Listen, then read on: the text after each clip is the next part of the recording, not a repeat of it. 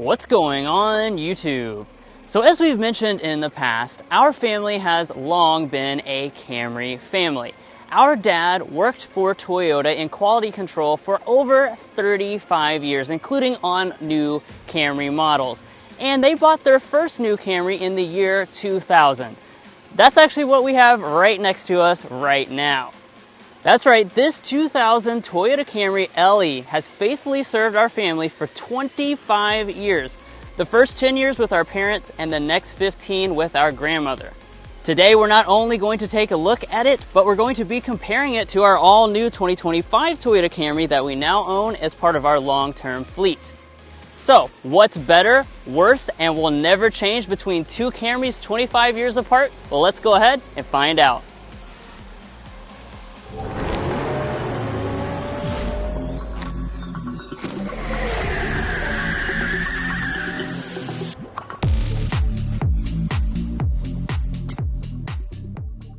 Now, before we get started here, we want to kind of start with some of the basics. So this is a 2000 model year Toyota Camry LE. Now, back in the day, the LE actually wasn't the base trim level. There was a CE, which was lower than this. So this is kind of a mid-trim level Camry. And as far as this particular unit, we're sitting at around 95,500 miles. So yes, in 25 years, this has only been driven 95,000 miles. You can tell that our grandmother, Mal, does not drive too much. Now, as far as how long she's owned it, our parents had it from year 2000 to 2010, and then she's had it from 2010 until now, and we're sitting here in 2025. And actually, kind of a fun fact is the fact that Ma owned a second generation Camry, a 1989 model, and she had that for over 20 years. So she's owned a Camry for the past 35 years.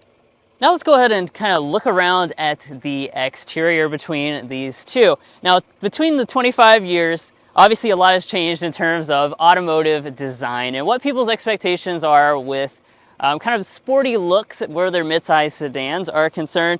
When this Camry came out, obviously we weren't looking for high fashion or anything particularly sporty. So with the new stuff, we have a lot of sport trims, SE, XSE. None of that existed for the 2000 Camry. There was just three trims, CE, LE, and XLE trim levels. None of them have a particularly sporty look.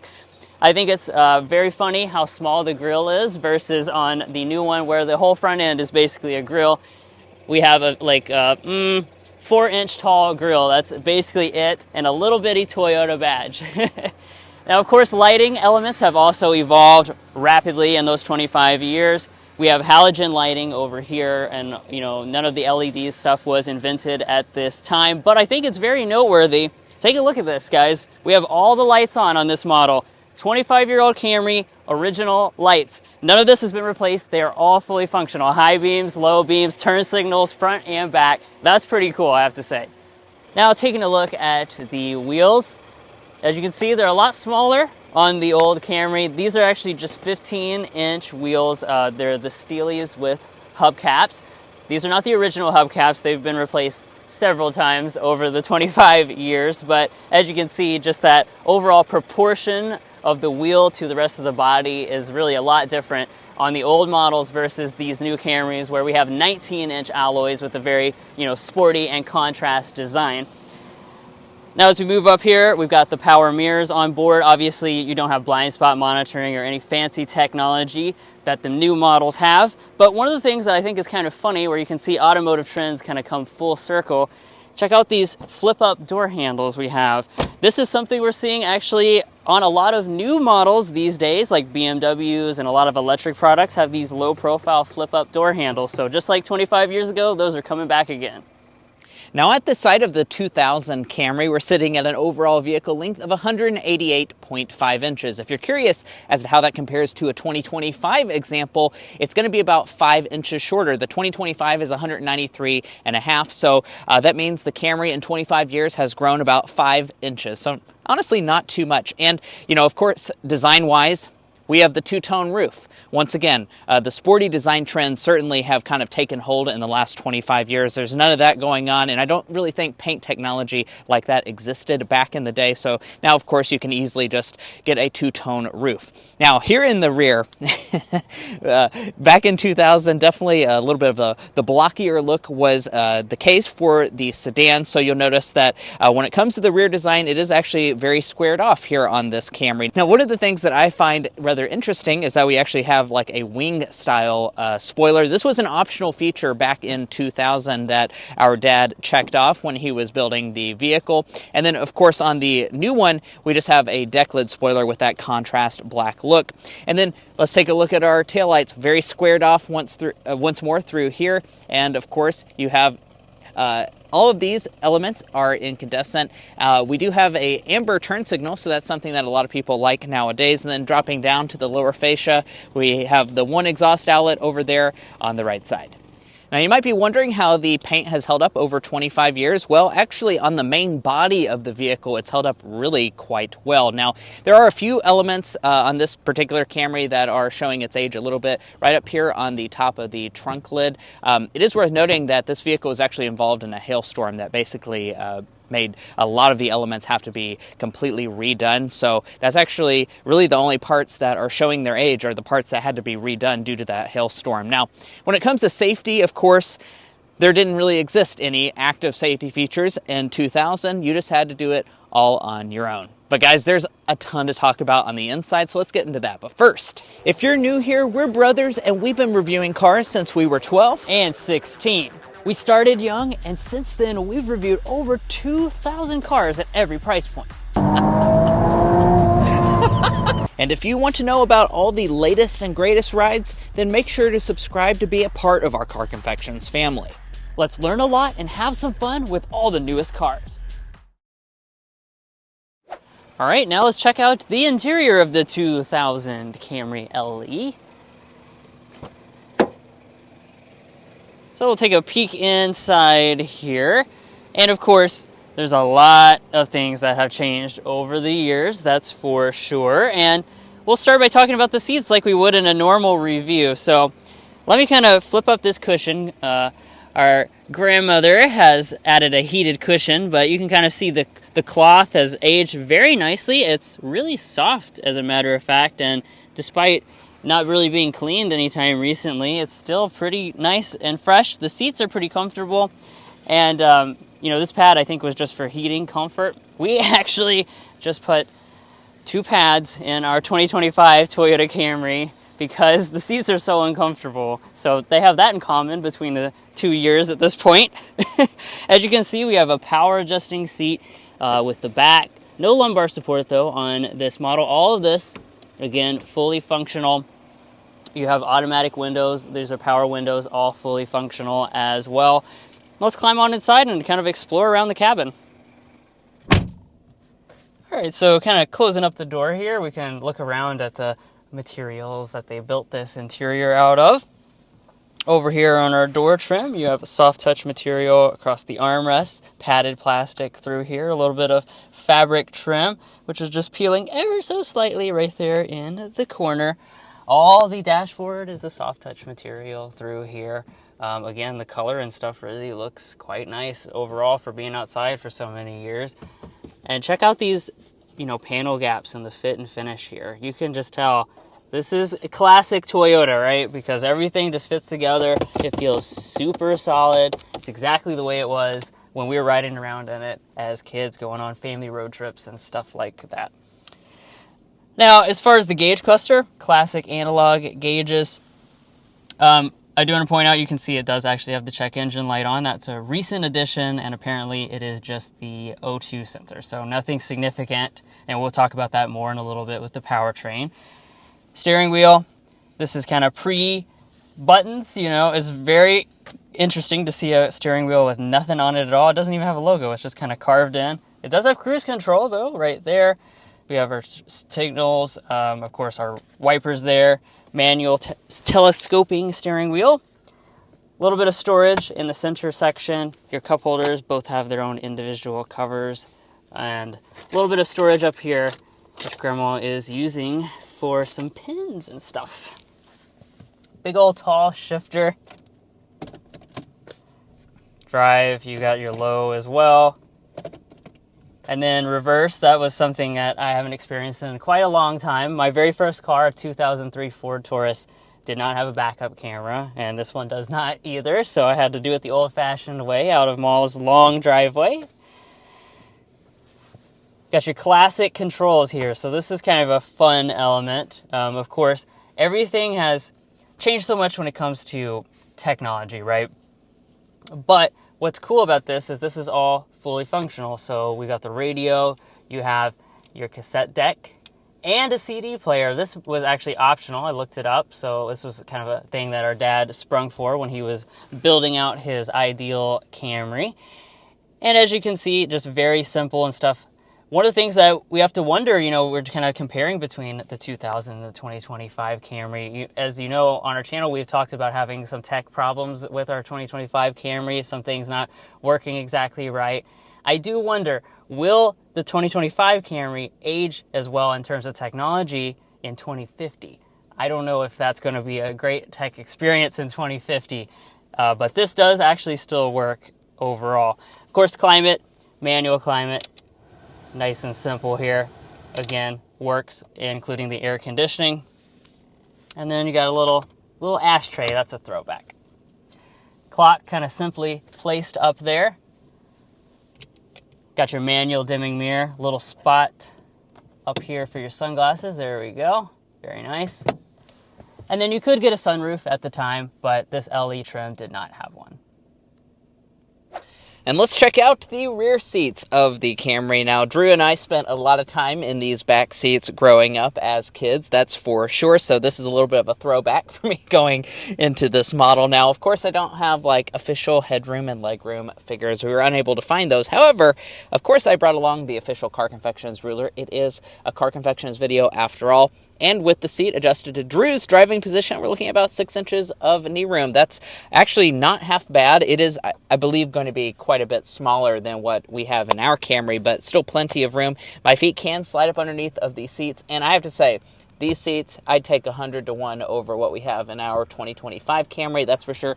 Look at how much squish and cush there is to this seat. Definitely a lot more comfort here in the rear seat of this 2000 Camry. Now, if we fold down the armrest, no cup holders or anything in the center section. However, it's a really nice and comfortable armrest. The cup holders are actually found down below, right here in this little pop-out tray. No vents. Our Camry does have vents and USB ports that of course, really wasn't much of a thing in 2000. But take a look at the door trim. The door trim kind of cracks me up because a lot of modern cars cheap out in the materials.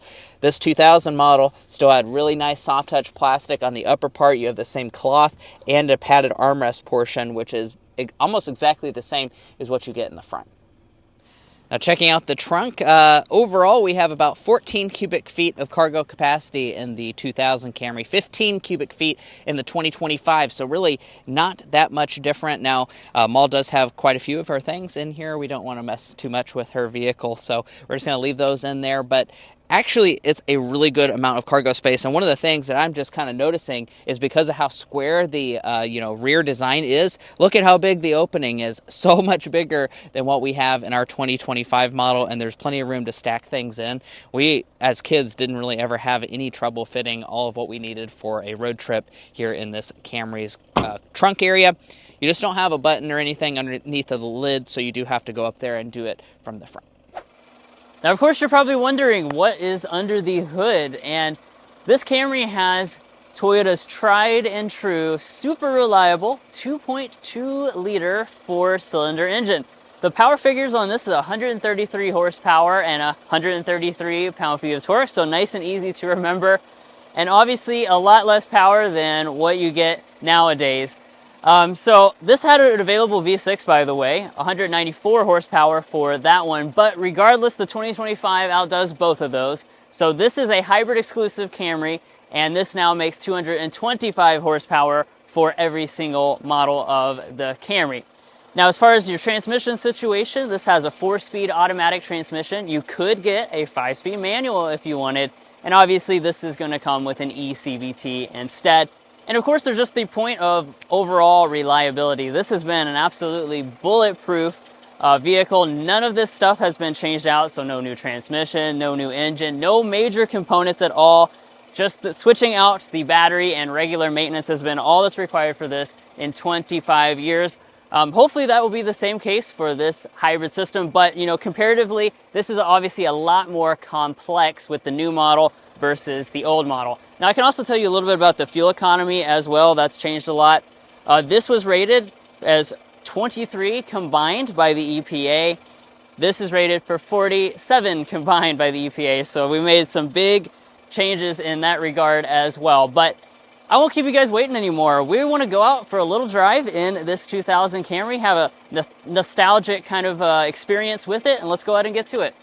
Well, guys, here we are behind the wheel of Mall's 2000 Camry. Let's go ahead and, start this drive. It certainly is a little bit of a throwback, just taking off here, sitting in these seats once more.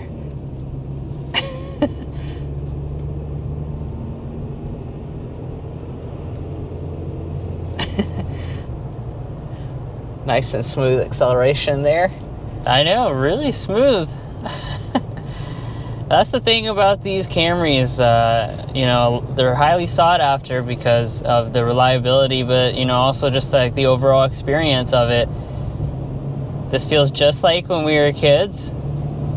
Yeah, it's still nice and smooth. It's really quiet in here, too. Yeah. Remarkably quiet, actually. Getting up to the speed limit here. Yeah, not bad at all. Definitely nice and smooth. We talked a little bit about the specs of this, but it only has 133 horsepower.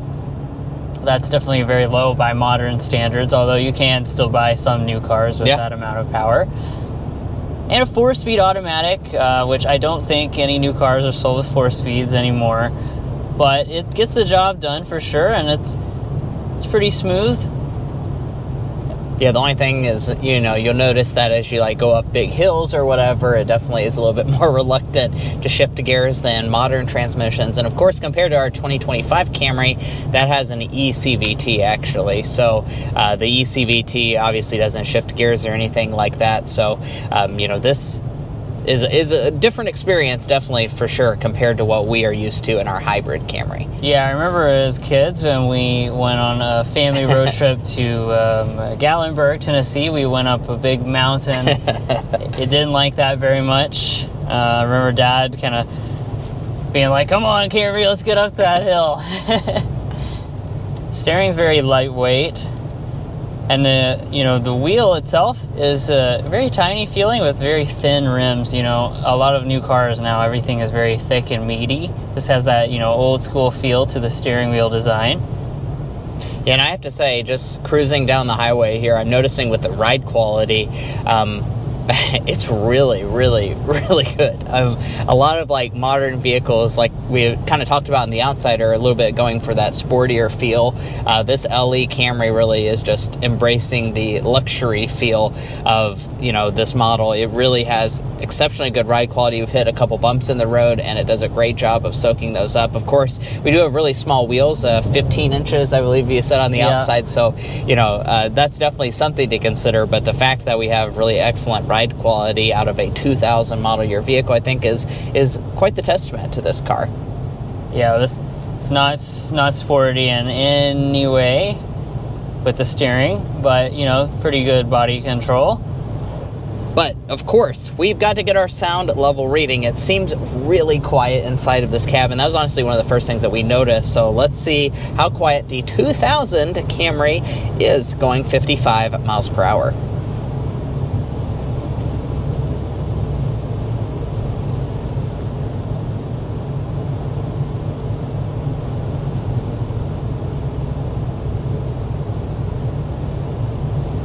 Not bad whatsoever. 57.8 decibels. Guys, that is literally right on par with what we get on modern vehicles. As a matter of fact, I can't off the top of my head tell you exactly what our 2025 Camry is, but I don't think it's really much quieter than that, that's for sure. It seems incredibly quiet inside this cabin, and there are no rattles or buzzing or anything like that in here at all after 25 years.